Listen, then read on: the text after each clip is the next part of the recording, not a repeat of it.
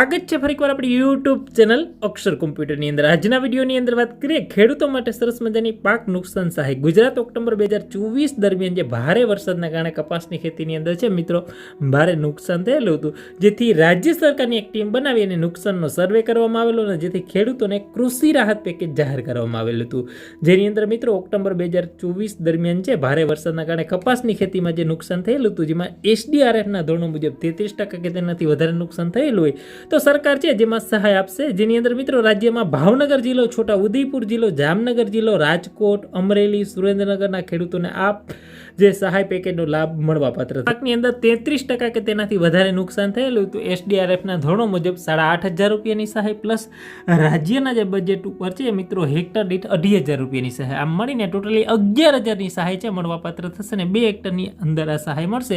એટલે ટોટલી તમારે 2 હેક્ટર હોય તો રૂપિયા 22,000 સુધી સહાય મળશે મિત્રો। જે ખેડૂતોની સહાયની રકમ 3500 કરતાં ઓછી હોય એવા ખેડૂતોને ઓછામાં ઓછા રૂપિયા 3500 તો મળવાપાત્ર થશે। આ સહાયનો લાભ છે મિત્રો આ મુજબ જે ખાતેદાર ખેડૂતો હોય એને એક જ ખેડૂતને મળવાપાત્ર થશે। સંયુક્ત ખાતેદારના કિસ્સાની અંદર છે સંમતિપત્રક આપવું પડશે મિત્રો, કોઈ પણ એક ખેડૂતના ખાતાની અંદર સહાય જમા થશે। એના માટે અરજીની વાત કરીએ તો આ અરજીનો લાભ લેવા માટે તમારા ગ્રામ પંચાયતની અંદર જે ઈ ગ્રામ કેન્દ્ર હોય અથવા જે VC ઓપરેટરના માધ્યમથી છે તમારે ઓનલાઈન અરજી ફોર્મ ભરવાના છે।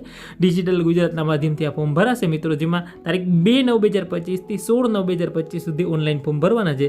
એના માટે ડોક્યુમેન્ટની વાત કરીએ તમારે 7/12/8 બરાબર અઘતન જે નકલ જોશે એની, આધાર કાર્ડ, બેંક પાસબુક અને કપાસનું વાવેતરનો દાખલો બરાબર અને સંમતિ પત્રક જે લોકોને સંયુક્ત ખાતેદાર હોય। અને ખાસ આની અંદર મિત્રો જે નુકસાનની અંદર વાત કરીએ બરાબર, જેમાં છોટા ઉદેપુર, જામનગર, રાજકોટ, અમરેલી, સુરેન્દ્રનગર અને ભાવનગર જિલ્લાના ખેડૂતોને કપાસની જે ખેતી કરે છે, જે કપાસની ખેતી કરેલી હતી જે તે વખતે સર્વે થયેલો છે બરાબર ઓક્ટોબર 2024 દરમિયાન, એ લોકોને જ આ સહાયનો લાભ છે મળવાપાત્ર થશે।